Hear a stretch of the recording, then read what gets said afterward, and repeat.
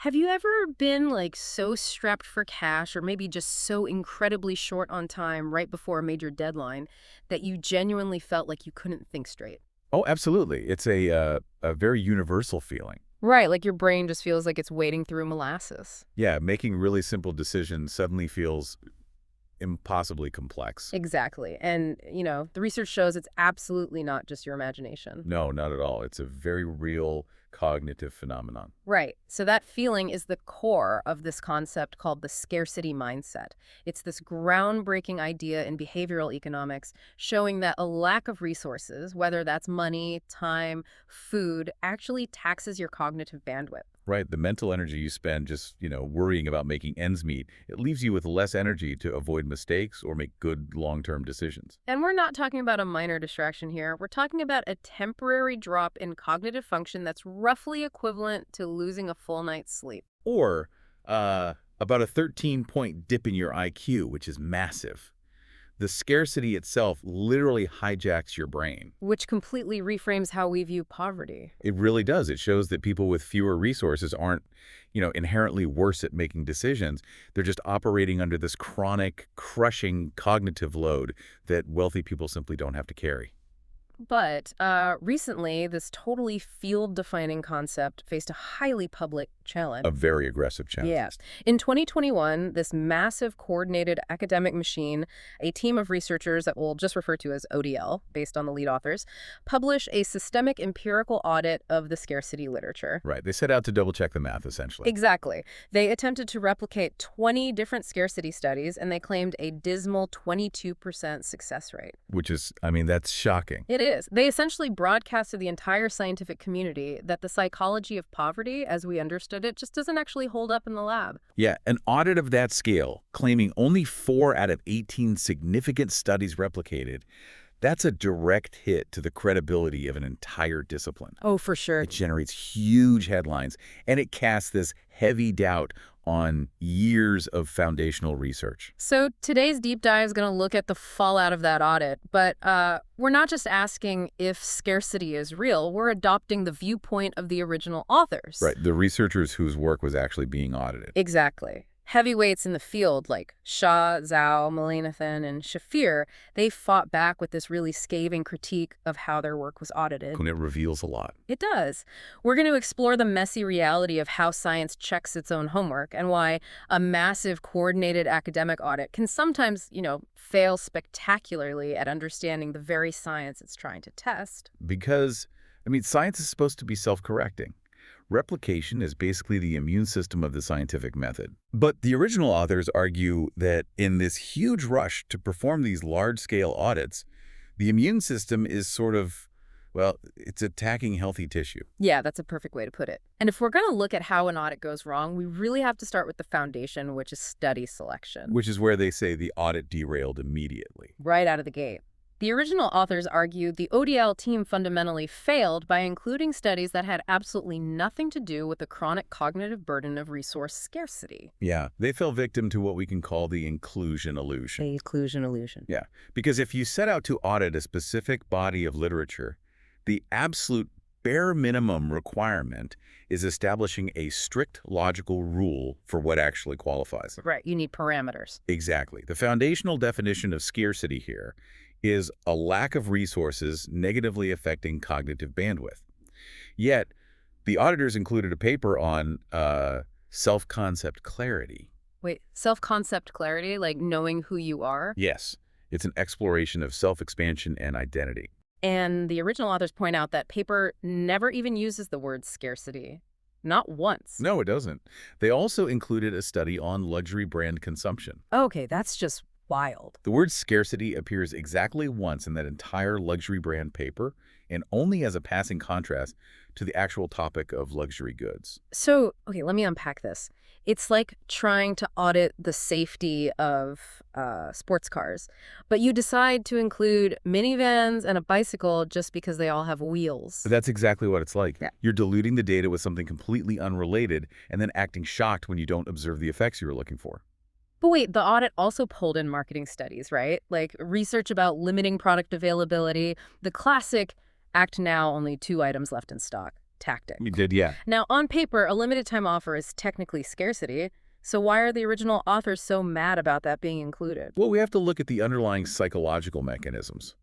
Marketing scarcity is about creating artificial demand, right? Right, sir. It induces this fleeting, often dopamine-driven sense of urgency to prompt a quick purchase. It's a very localized manipulation. Right, like trying to get you to buy shoes. Exactly. The scarcity mindset, on the other hand, is a chronic, exhausting, cortisol-heavy tax on your mental bandwidth. It's caused by the very real threat of not having enough money to feed your family. Oh, wow. Yeah, those are entirely different physiological and psychological states. Completely different. A flash sale at a shoe store doesn't hijack your IQ the way an eviction notice does. No, of course not. And by jumbling these distinct mechanisms together under one semantic umbrella, the auditors basically built a straw man argument. They weren't auditing what they said they were. Right. They didn't audit papers that study resource scarcity.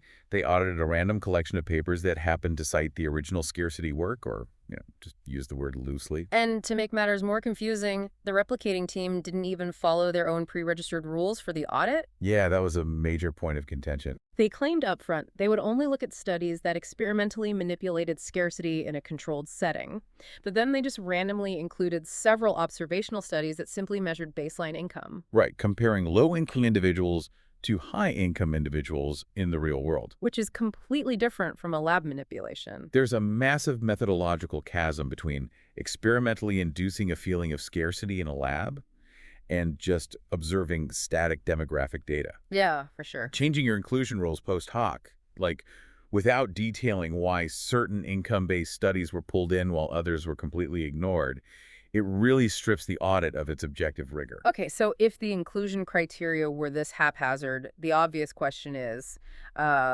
what happened when they actually tried to replicate the right studies? The ones actually dealing with cognitive bandwidth. Yeah, exactly. Well, the translation from original study to replication was deeply flawed there, too. We run into this massive fidelity problem. How so? Many of these seminal scarcity studies were conducted in highly controlled laboratory environments or very highly specific field settings. Right. But the replication team decided to move them entirely online. They largely use gig economy platforms like Amazon Mechanical Turk. Okay, let me challenge that for a second. If the cognitive burden of scarcity is as powerful as losing a night's sleep, shouldn't it show up regardless of the medium? That's the argument, yeah. Like, if I'm stressed about rent, I'm stressed whether I'm sitting in a pristine university lab or, clicking through a website on my laptop in my living room. Shouldn't a robust psychological effect survive the transition to the internet? It's a totally fair challenge, but it really overlooks the mathematical realities of experimental design. Let's look at the Manny et al. Study from 2013 as the prime example. Okay, let's do it. The original study put participants in a quiet, distraction-free booth. Experimenters were literally present in the room to ensure they understood the instructions. And what were they doing? They were asked to complete Raven's progressive matrices. Oh, I've heard of those. Those are those intense, complex, visual pattern-matching puzzles, right? Exactly. They demand deep, sustained cognitive focus. You really have to lock in to solve those. You absolutely do. Now, consider the online gig economy environment. Amazon Mechanical Turk workers are paid per task. Right, so they want to go fast. The entire incentive structure rewards speed, not deep contemplation. They are very often completing tasks with multiple browser tabs open, managing, numerous distractions at home. So they're distracted before the test even starts. Exactly. When the replication team moved those complex matrices online, the baseline data, meaning the control group that was meant to show normal cognitive function, it just completely fell apart. Yeah, the stats on this are wild. The control group participants online were 10 times more likely to perform at or below chance compared to the original lab study. 10 times. 20% of the online baseline group were essentially just guessing randomly, compared to only 2% in the actual lab. Right, and this creates what we call a floor effect. The entire purpose of the experiment is to measure a drop in performance when you introduce the cognitive burden of scarcity. Okay.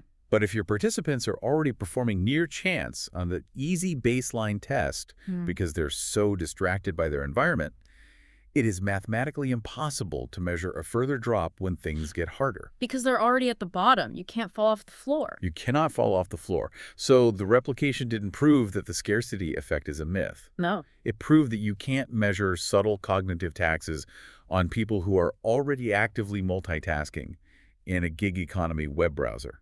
They were measuring online distraction, not resource scarcity. That makes total sense. And honestly, the gig economy setup also invited a level of careless data that is honestly shocking to see in a major academic audit. It was pretty bad. The replicating team left responses in their final data pool from a participant who literally copy-pasted a Harvard Business Review article into a free response box. Just blatantly pasting an article. Yeah. And another participant claimed to have 50,000 people living in their household. And they kept that data. Right, leaving that data in the final analysis suggests a severe lack of quality control. I mean, if you aren't screening out a 50,000-person household, you aren't critically evaluating your data set at all. Clearly not. And the lack of contextual awareness extended beyond just the online platform, too. They completely ignored the temporal and environmental realities of the original studies. This is one of the most frustrating parts. Take the Fernbach et al. Study. It originally tested how people plan their gift shopping during the high-stress Christmas holiday season. Which is a highly specific, universally recognized period of financial constraint. Yeah. Budgets are stretched, right? And the social pressure to spend is immense. Oh, absolutely. The psychological weight of that specific time of year is the core variable being tested. So any guesses when the Reputation team ran their version of the Christmas budget stress study? I know this one, but it's ridiculous. They ran it in April. In April. Running a holiday stress study in the spring completely removes the environmental variable of actual looming financial dread. You're not stressed about buying presents in April. Exactly. Yeah. It turns a visceral, immediate stressor into this weird, abstract hypothetical. And we see that exact same failure to understand abstraction in the Lace All study. Yes, the moving study. Right. The original researchers asked undergraduate students to imagine leaving their college town. Now, for a 19-year-old, leaving their college town is a real, impending, highly emotional milestone. It's looming right over them. But the Replication team took that prompt and gave it to random online gig workers, asking them to imagine leaving their current city. And we have to think about how cognitive abstraction works across different demographics here. For an established 45-year-old gig worker who's lived in the same city for 20 years, being asked to randomly imagine moving away is a completely abstract, almost irrelevant exercise. It doesn't resonate at all. No, it doesn't trigger the same emotional or cognitive response that a college student feels when contemplating graduation. Right, and the result of that mismatch was a 350% higher dropout rate in the replication. It's 350%. Participants simply quit the survey because the prompt felt nonsensical to their life experience. But the replicators mistook a high dropout rate for a failed scientific concept rather than realizing they just asked the wrong demographic the wrong question. So we have flawed study selection and environments that inherently corrupt the baseline data. But honestly, the most alarming part of the original author's critique isn't about the environment. No. No, it's about the math. The actual data analysis performed by the replication team was fundamentally flawed. Okay, let's get into the math. Let's focus on the replication of the Shaw et al. 2018 study. Good example. The setup is a test of cognitive load and intrusive thoughts. Participants were explicitly told not to think about driving or spending. They were instructed to let their minds wander and to click a button on the screen only if their mind wandered back to the forbidden topics. Right, so the theory being, if you're under financial strain, thoughts about spending will constantly intrude, right? Yeah. Causing you to click the button more often. Exactly. But when the replicating team crunched the numbers, they made a critical coding decision. If an online participant clicked 0 times, the team treated that as missing data, and they just threw it out. Which is wild. Treating a 0 as a null value instead of a valid data point isn't just a typo. It fundamentally rewrites the behavior of the most successful participants. Wait, explain that. Why are they the most successful? Because the instruction was to not think about it. About 7 to 10% of the original participants successfully followed the instruction and didn't think about the topic, resulting in 0 clicks. Oh, wow. So a 0 meant they did a perfect job. Exactly. But by deleting those zeros, the replicators artificially inflated the failure rate of the control group. So what does this all mean for you, the listener? It shows that the headline "Study Fails to Replicate" might sometimes actually mean replicator forgot how to use a spreadsheet. It really reveals how data analysis is not purely objective. Data isn't just raw truth handed down from a mountain, It's heavily reliant on human choices. A single spreadsheet decision can skew an entire analysis. And furthermore, The replicating team failed to exclude extreme income outliers. Oh, right. The original 2018 protocol explicitly stated researchers must exclude participants who were more than 3 standard deviations from the mean income. This ensures they were analyzing the specific demographic affected by scarcity. But the auditors just ignored that rule. Just ignored it. And leaving those outliers in, combined with the chaotic nature of the online format, created wildly skewed distributions. Like, in the original controlled lab study, the maximum number of times someone clicked the intrusion button was 46. Which is a lot. Right. But in the online replication, one user sat there and clicked the button 127 times. Because they were probably just mashing the keyboard while watching TV. Exactly. And that kind of extreme outlier completely destroys the average. The original authors also found an instance where the replication team's data file was quite literally scrambled. Scrambled? Yeah. The column indicating which experimental condition the participants were in didn't match the condition they were actually assigned to. That is, it brings up a vital question about the modern push for rapid scientific audits. Why are researchers who are performing rigorous, highly publicized audits making basic coding errors and spreadsheet scrambles? It really seems like the publish or perish incentive structure applies to replicators just as much as original researchers. Oh, 100%. A massive audit claiming a famous theory is entirely fake guarantees headlines and citations. There's a huge incentive to rush through the online data collection and just push the debunking paper out the door. And look, audits are a strictly necessary part of the scientific ecosystem. But when the ratio of the effect size in these problematic, chaotic replications is an order of magnitude smaller than in clean, well-controlled replications, it forces us to question the rigor of the audit itself. Yeah, if the auditors are making coding errors and ignoring context, they aren't auditing the science. They're just muddying the waters. And the ultimate proof of that came when the original authors got their hands on the replicating team's raw data. This is the best part. They didn't collect new participants. They literally just took the ODL team's messy data set and applied the correct math. Right. They put the valid 0 clicks back in. They excluded the extreme outliers based on the original pre-registered protocols. They fixed the skew and the scrambled columns. And the results actually lined up with the original findings.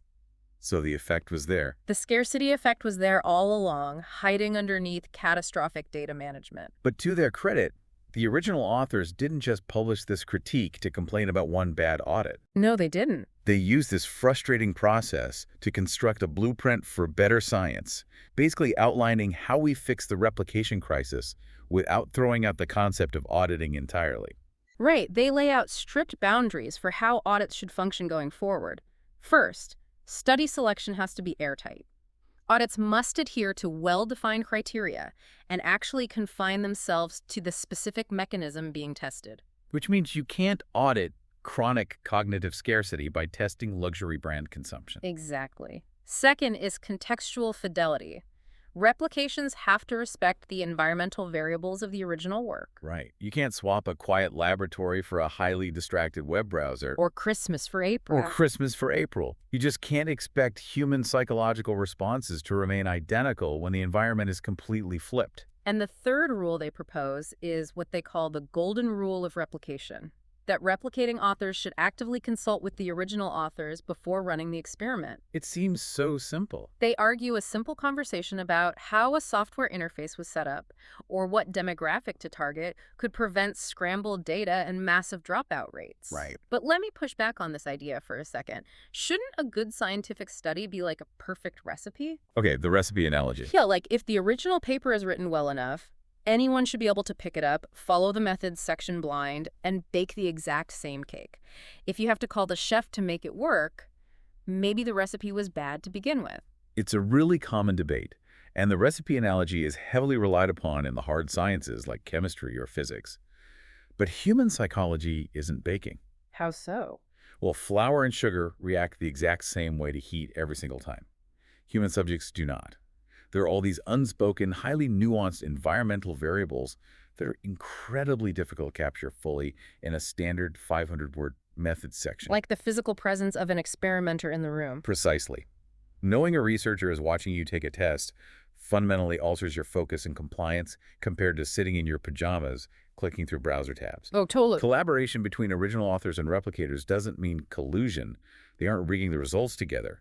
It simply ensures the recipe is being interpreted correctly given the new environment before anyone declares the cake a total disaster. It's just about getting the nuances right so the test is actually fair. Exactly. Because the scarcity mindset remains a profound, deeply important framework. It helps us understand the invisible cognitive taxes of poverty. It really does.